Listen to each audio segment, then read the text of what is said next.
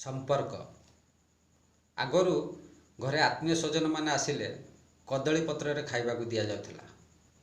सेतबेलकर संपर्क थिला गोटे गछर पत्र परी सदा सर्वदा सबुज। तापर आसिला माटीर पात्र। से संपर्क गोटे प्रकार जाबुड़ी धरिबार गोटे बांधी रखिबार संपर्क। तापर आसिला कंसा बासनर जुग। से संपर्क 2 मास 3 मास मध्य थरे अते चमकिबाकू लागंती। आउ जेउ दिन ठारू काच प्लेटर परसा गला ना सेई दिन ठारू अल्प आघात संपर्क गुड़ाक भांगिबाकू लागिला। आउ एबे कागज और प्लेटर जुग। Use and throw. व्यवहार सरिला फिंगी दियो। ये होची दुनिया बंधु। से समय ए समय मध्य एक तुलनात्मक पार्थक्य मु देखेबाकू जाउची।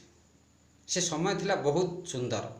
से समय थिला गोटे निबिड़ता गोटे संपर्क रे गोटे बांधी रखिबार गोटे मोह। किंतु एबे सब स्वार्थ। जय जगन्नाथ।